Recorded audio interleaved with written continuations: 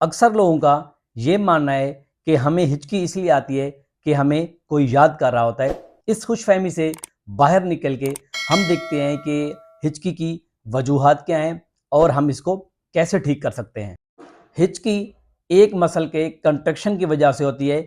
आपके पेट के और सीने के दरमियान में एक मसल, एक पट्टा होता है जो एकदम से सिकुड़ता है और एक आवाज़ पैदा होती है जिसको हिचकी कहते हैं। आपके सीने और पेट के दरमियान एक मसल होता है जिसको डायाफ्राम कहते हैं।